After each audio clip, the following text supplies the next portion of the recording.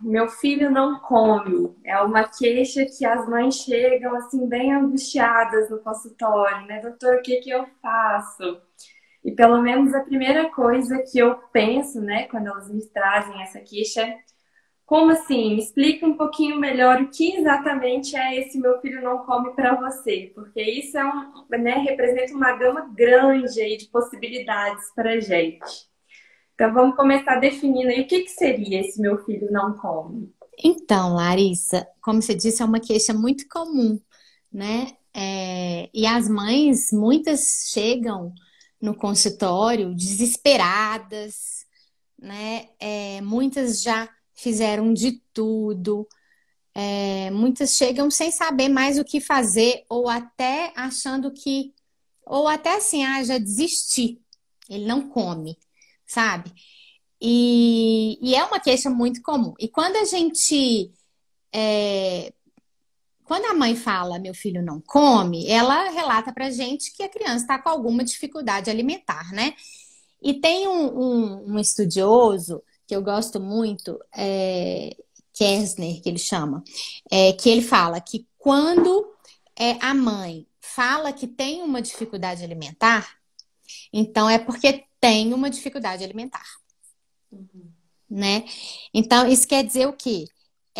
Se a mãe fala, é porque isso tem que ser olhado, né? Isso tem que ser cuidado. Porque assim, aí quando a gente vê, a mãe falou, meu filho não come, né? Então ela tem uma queixa. Isso a gente precisa levar em Tem consideração. que acolher essa queixa. Exato. Mas quando a gente acolhe, avalia, na maioria das vezes, existe, na verdade, uma percepção equivocada da mãe, Uhum. né?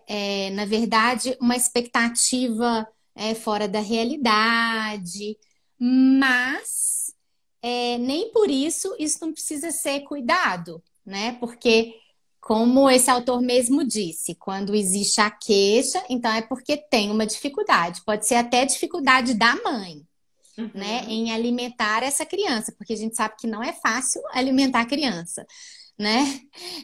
E tem dois filhos, eu peno assim às vezes, Tem né? experiência própria. É, a gente sabe, não é fácil alimentar uma criança. Então, pode até que não, pode ser que não seja uma dificuldade da criança, mas existe a dificuldade ali, talvez da mãe, né? Ou uma percepção equivocada dela.